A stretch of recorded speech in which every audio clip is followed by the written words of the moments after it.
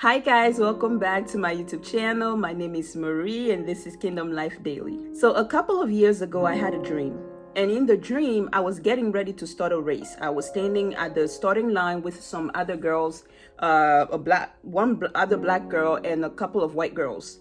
And we are standing at the starting line of the race, and the white girls are talking about me and telling me basically that I didn't even qualify to be in the same race as them, like I didn't belong. I didn't respond, and so we got on the line and the race started, and I just took off running.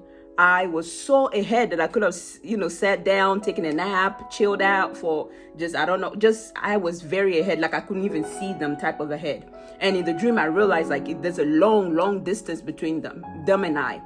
But as I was running, I realized the track that we were running kind of went by a park, and in the park I saw an ex of mine, and I went in there to go and talk to him, and I was chilling with him, talking, laughing, to the point that I even forgot that I was in a race, until the other black girl ran past, and I realized, oh my gosh, I'm in a race. And then I went back and sort of continued the race, and I ended up coming second. So over the years, I've talked to God about it, because at first I thought I understood what he meant, but I didn't get that peace in my spirit that what I understood was, the extent of the explanation of the dream. Lately, the Lord has been talking to me about being stuck in the past, okay?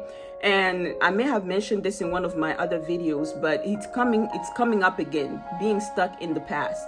And the Lord brought this dream back to my remembrance, because my ex that I saw represented my past. Because I came into an encounter with the past, and I got distracted by the familiar, by the things that I was used to the point that I forgot that I was going somewhere.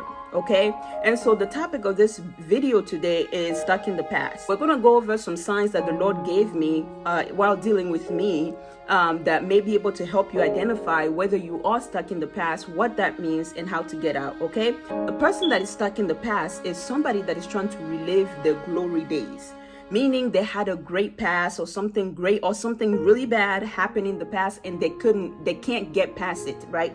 They can't go past that, right? They are stuck in that moment. All that they do, all that they want, all that they dream, all that they think about is connected to what has already happened, or connected to that moment where they got stuck. Remembering what you've been through, remembering your story, thinking about things that have happened is not a bad thing. The issue comes when thinking about those things causes you to be stagnant in your life. So the two ways of remembering is one, what I call the godly way of remembering. If you guys remember the children of Israel, God told them every time God did something amazing in their lives, God would tell them, hey, you guys build a memorial. You guys tell this story to your children. You guys just do something to remember this very moment. Remember what I have done for you. Remember what I have taken you through. So God actually caused them and asked them to remember. And when they got to, when years pass and they forget to remember what God has done, they usually ended up forgetting God himself completely. And so remembering is not a bad thing. There is godly remembering, which is basically remembering what God has done so that you can glorify him. Remembering what God has done so that you can be encouraged when you go through similar situations in the future. And so remembering by itself is not the issue. The carnal remembering, the one that we're going to be talking about today, the one that is the issue, like I said, is the remembering that causes us to not move on, to not see what God is doing in the moment. The remembering that causes us to not be able to think about the future. The remembering that causes us to be blind to opportunities because we are waiting to go back to what we already went through, or we're just so stuck in reliving that moment that everything that we do is about that moment. That's what we're going to be talking about today. So the issue with this, the carnal type of remembrance, is that it causes stagnancy. And stagnancy basically means you're stuck in one place. You're not going forward, you're not going backwards. So even if you take one step forward, you see that you take two steps back. So you're not really moving forward. And the thing is, everything about us as humans is conditioned to move forward. Everything about us, nature is moving forward. God, the way God created the days, you can't go back in days.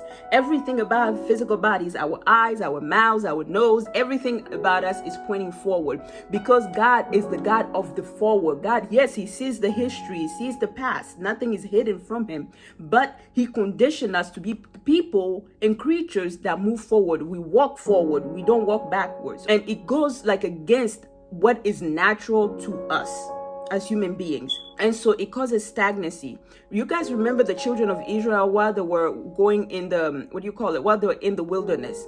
Anytime something small happened, anytime they were hungry, anytime they were thirsty, anytime they had an issue with Moses, you guys will remember them talking about how they had it so great back in Egypt, right? So they left Egypt, but they will talk about how great Egypt was. They were talking about how they would have good food. They had good food while they were in Egypt. They forgot the whole slavery part of it, apparently.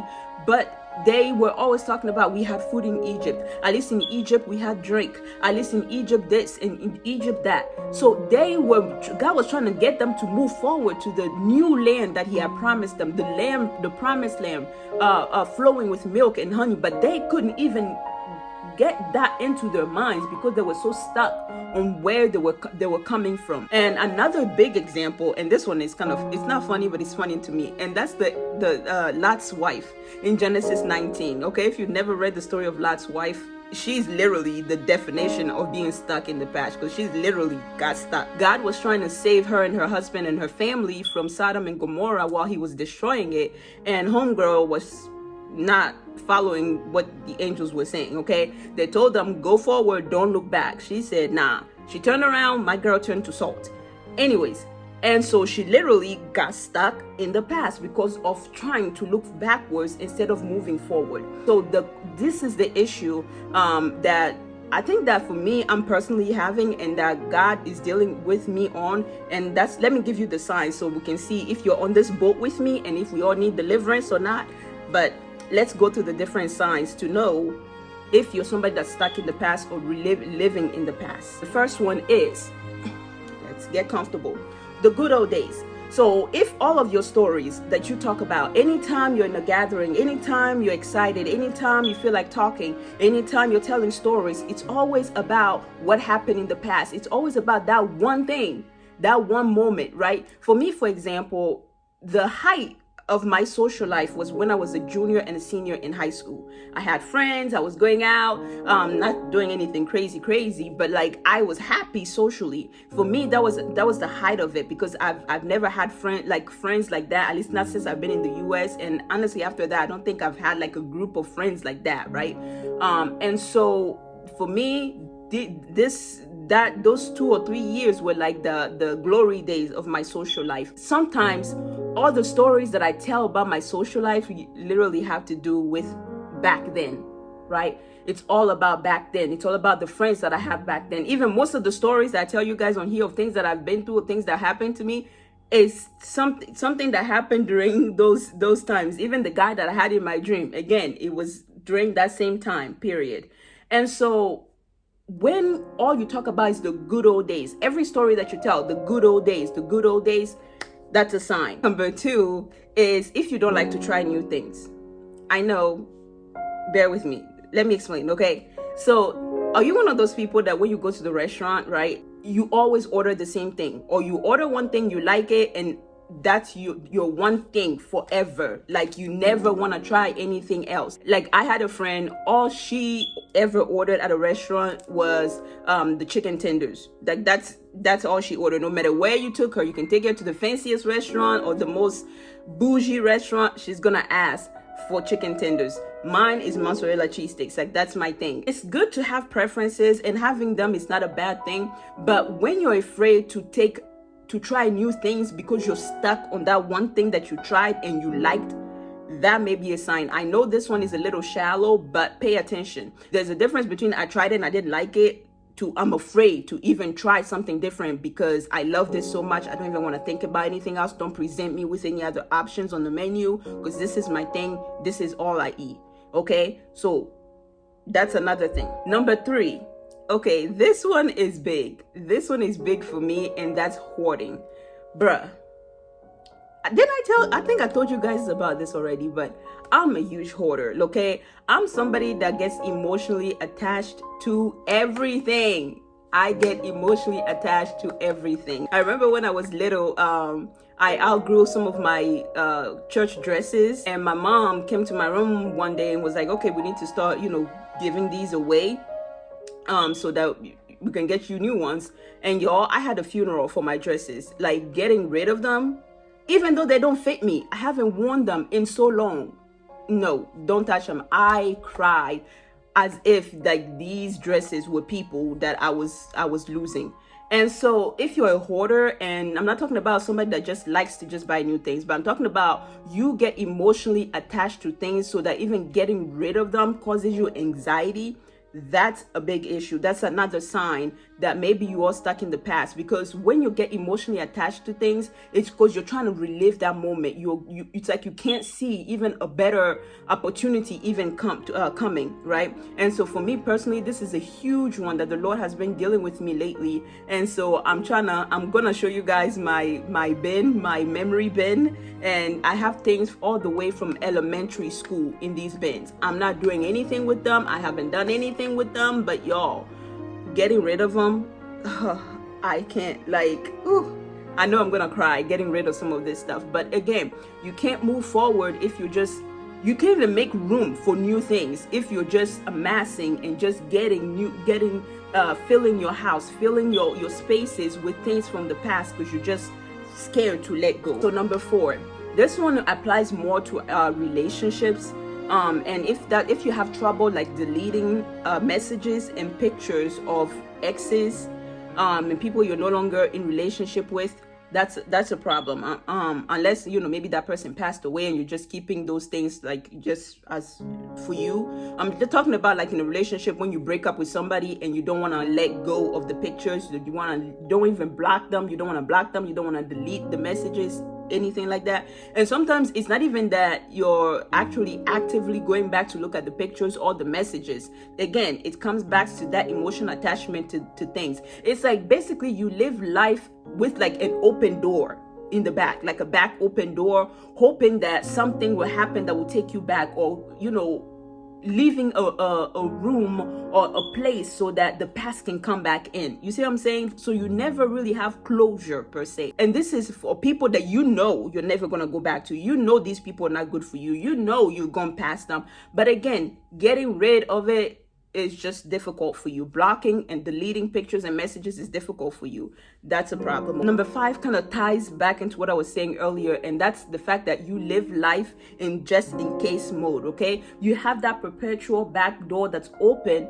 because you're hoping that somebody or something from the past is going to be able to come through. Like you never want to shut a door completely, because again, in the back of your mind, like if they want to come back, they should be able to come back in. You don't want to live life just in case. Like you don't want to live life and not be able to close off things that people that are not good for you, just because you want to stay and relive the joy, or just you're stuck in the pain of whatever happened. Okay, so let me tell you guys a funny story, okay? This guy I dated, he was actually the guy that I saw in the dream. He was cheating on me with a girl that I knew from school as well. And when I found out, the girl and I, set up this little plan where we kind of confronted him together, and he was shocked, and I don't know, we were kind of thinking, I don't know what we thought we were. We just thought we were in a movie or something. I don't know. But I planned the whole elaborate thing, making him think he was going to his birthday party, a surprise birthday party. And then the girl, the girl called and then put her on speaker, and the guy was just shocked. It was funny. But I'm sitting in the car with the dude. Me and the girl literally just confronted the dude about him cheating on me with her. And, the conversation is finished with the girl. She gets off the phone and I'm talking to the guy, right? You would think in that moment, I would be like, you know what? I'm done. I'm getting up. I'm walking out. That's it. But tell me why I finished that conversation with him, left, and even though everything in me knew, this is it, you need to shut this down, delete messages, delete numbers, delete photos, everything, I went home and was still texting the guy and wasn't even sure that I wanted to break up with him. Yes, there's the issue of insecurity and low self-esteem that was all part of it, of that too. But knowing that this is not good for me, but then still leaving that door open. Like I can't block him on Facebook. I can't block his number, because again, what if he needs me? Okay, what if he wants to come back and I blocked him on everything, then he can't come back?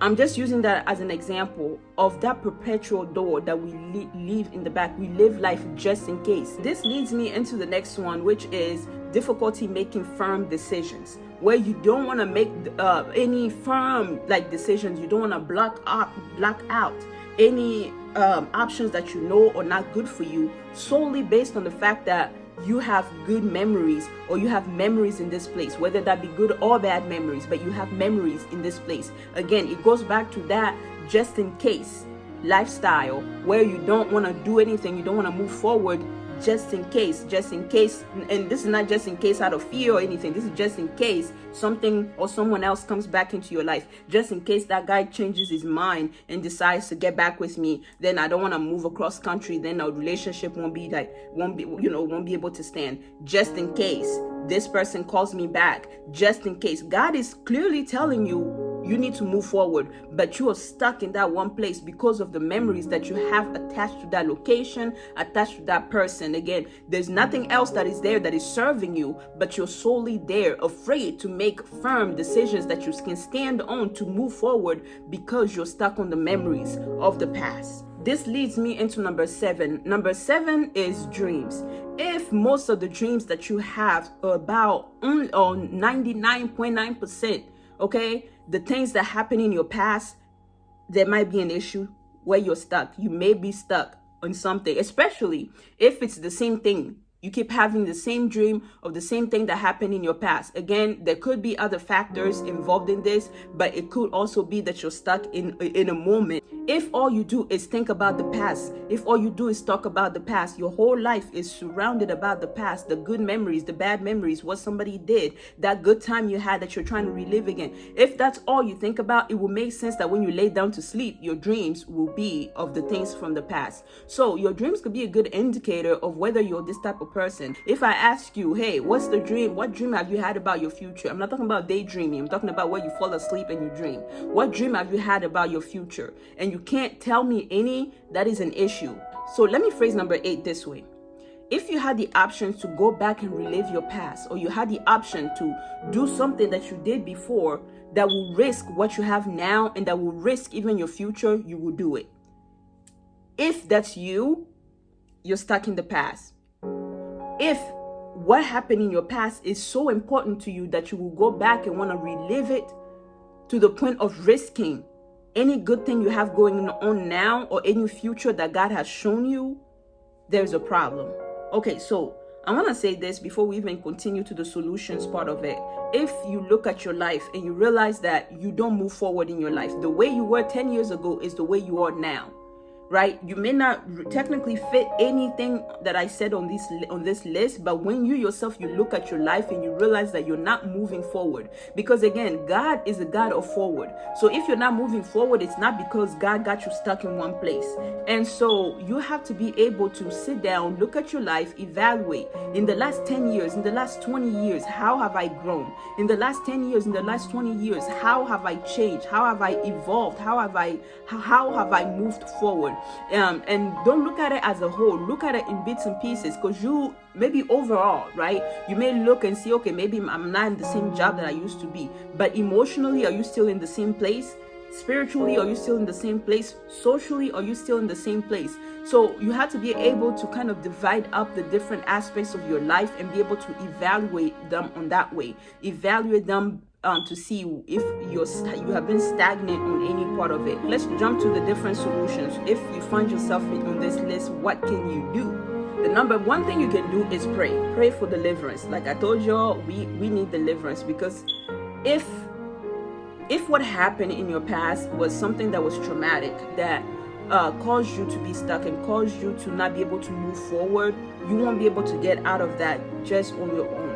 You need the Holy Spirit to help you. If you realize that some area of your life is stagnant, what you want to do is talk to the Lord about it and begin to ask him to deliver you, to heal you from whatever it is that you need to be healed from. If it's good memories and glory days that you're trying to relive, ask the Lord to help you see the future. Ask the Lord to help you see what he has planned for you. Because if you can see the promised land, if you can taste the honey, if you can taste the milk that is flowing, what the Lord has prepared for you, then maybe you'll be able to let go of what the past is. But that, again, that's going to require you to trust the Lord, trust that he loves you, trust that he has a good plan for your life. And that plan is better than anything you've relived in the past.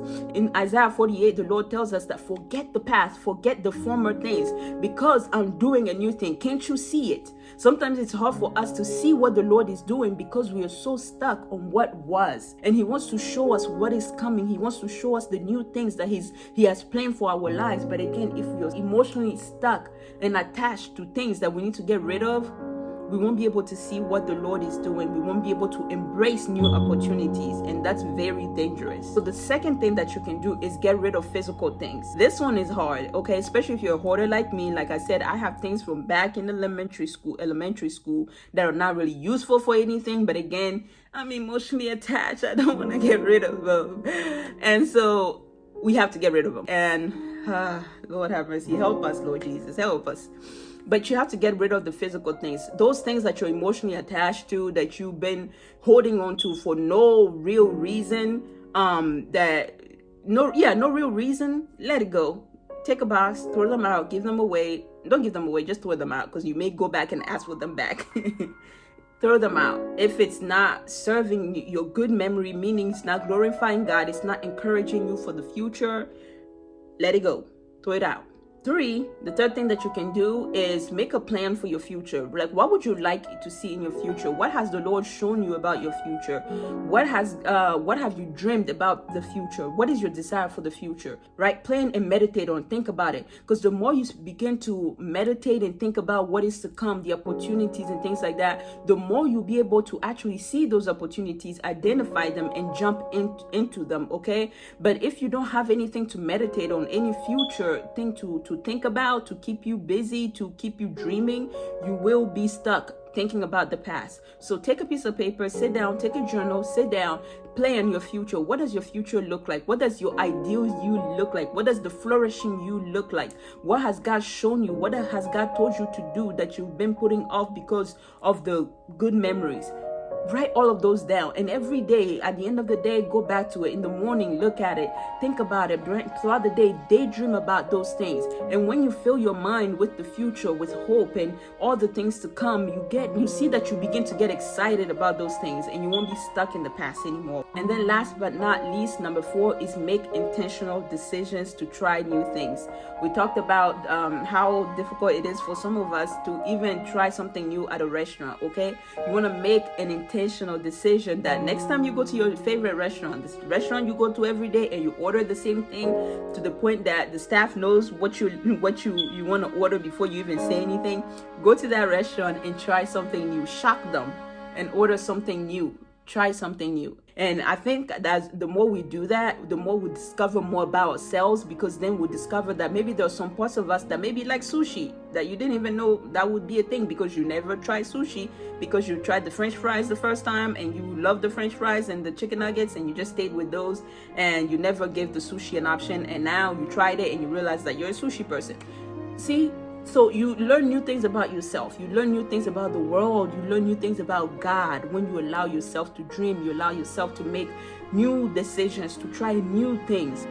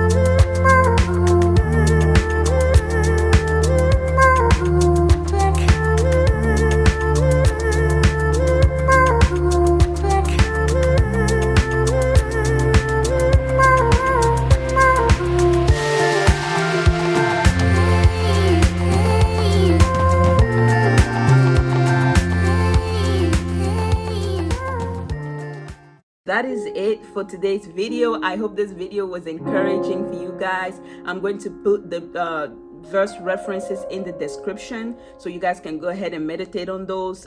We talked about Lot's wife. We talked about the children of Israel in the desert. So I'm gonna put those references in the description. Please don't forget to like, to comment, to subscribe, and to share the video. Honestly, I love yours comments. Every time you guys comment, I get excited. Like, I'm checking the comments more than I'm checking social media these days, because I don't know, it's just exciting for me that you guys will actually watch my videos. So if you stuck through, please let me know what was your favorite part, what the Holy Spirit kind of brought up to you in your spirit as you were listening, or what came to mind, or even if you have anything new to add to it, like any other signs that I may have missed, please let me know in the comments. I love you guys, and I will see you guys in the next video. God bless you.